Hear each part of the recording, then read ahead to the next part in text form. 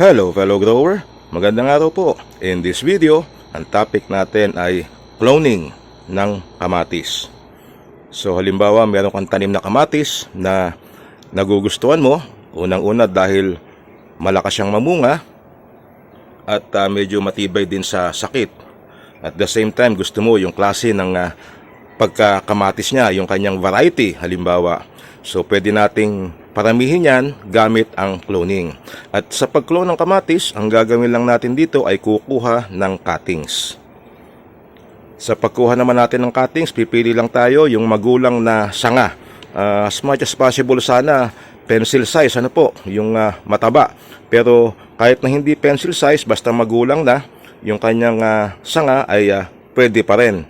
Huwag lang tayong kukuha ng mga mura pa. Halimbawa, ganito kapayat.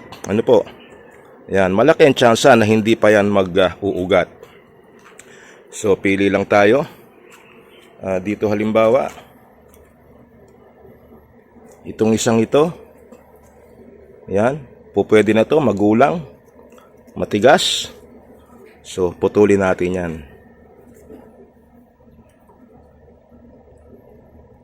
Yan. Kunin natin siya. Lagyan natin dyan. Ito nga palang pagkuha ng cuttings ng kamatis. Dapat natin gawin to yung umaga para dumaan siya sa magdamag, hydrated yung kanyang katawan. Hindi siya drained. Pagka halimbawa kumukuha tayo nito sa bandang hapon, medyo dehydrated na yung halaman. So, pwede rin tayong kumuha nyo sa bandang hapon, basta ibabad lang natin sa tubig ng mga magdamag. And then kinaumagahan tanim natin. Pero pag umaga ka kumuha, hydrated dyan, dumaan ng magdamag, so pwede mo siyang itanim. Pipili pa tayo. Ito halimbawang isang ito. Mas mahaba yung sanga na kukunin natin, yung cuttings ay mas maganda. Yan. Ayaw pa sumama. Sumasabit.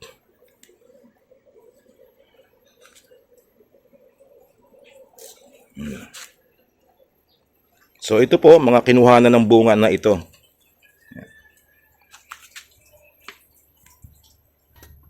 Ang gagawin natin ngayon, babawasan lang natin siya ng mga sanga. Yan. Yan. May natirang konting dahon, okay na po yan. Magtira tayo ng konting dahon sa kanya.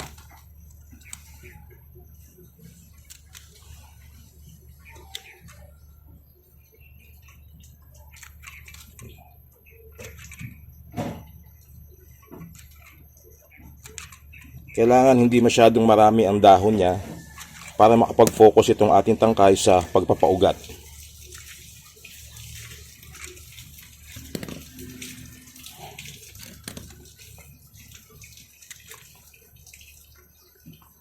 Yan.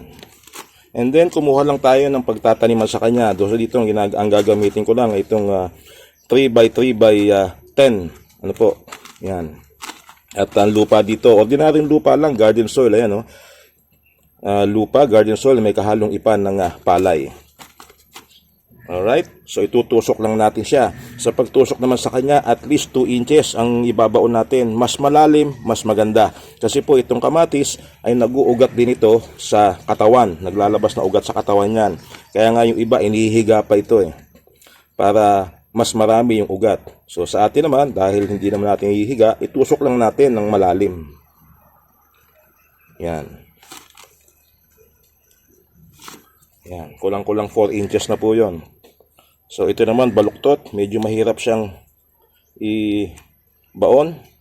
45 degree angle ang pagputol natin, and then itusok na natin siya.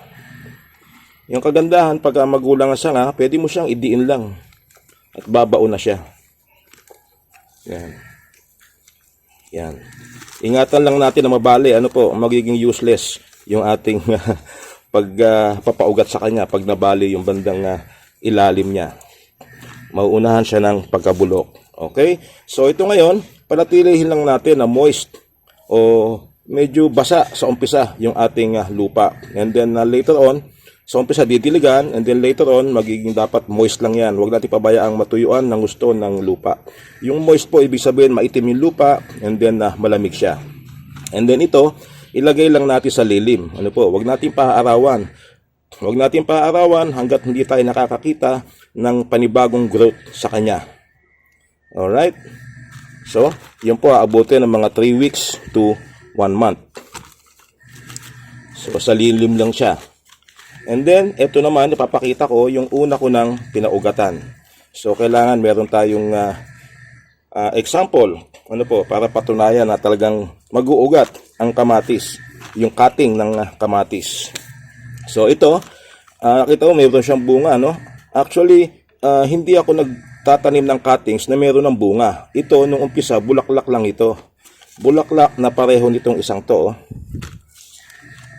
Bulaklak na ganyan. Ito, mayroon ng maliit din pala, oh. So ito, dahil bunga na siya, tatanggalin ko na siya.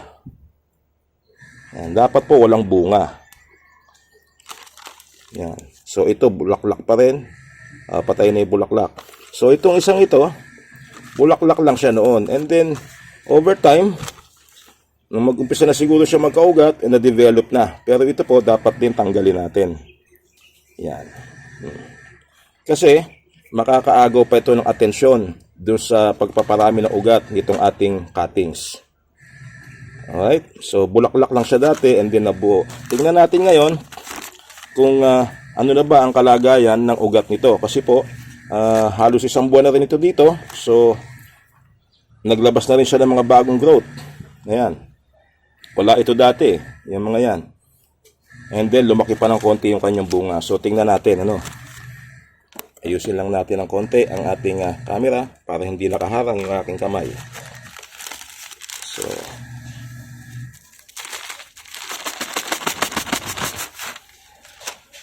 tingnan natin yung kanyang ugat. Ayan po, yung ugat niya nasa ilalim na. Ayan. So normally ito dapat pagka ganito dinidevelop natin, pinaparami ang ugat, hindi natin ginagalaw. Pero just to show you an example, na pwede tayong pagpaugat ng cuttings ng kamatis. Meron pa rin kasing hindi naniniwala na ang cuttings ng kamatis ay pwedeng paugatan. So ayan o. Ugat niya o. Ayan.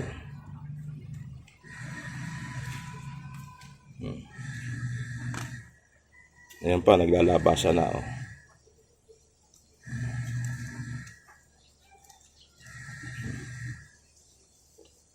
Ayan o. Ayan po ang ugat o. Ayan. Cuttings po ito ng kamatis. Ayan. Huwag na natin ituloy.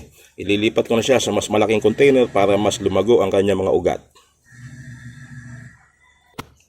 Alright. So ililipat ko na dito sa mas malaking container.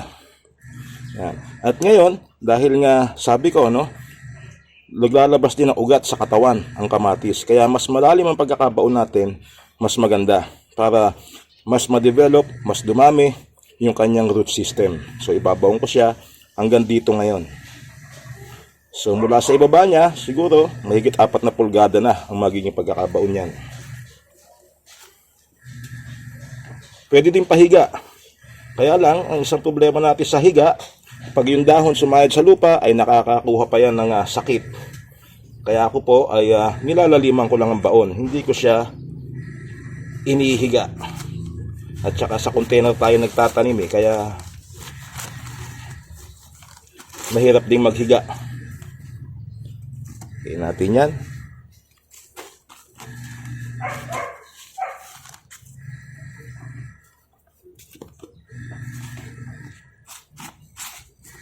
Alright, so ito po, pwede na nating ilagay ito direkta sa naaarawan kasi meron na siyang root system, meron na siyang ugat, buhay na siya. Nagdagan pa natin ng konting lupa.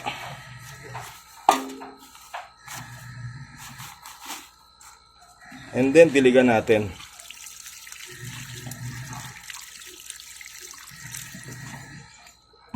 Please take note na itong pagpapaugat natin ng cuttings, ano po, hindi ito 100% na lagi kang successful. Meron din pagkakataon na hindi magtutuloy yan.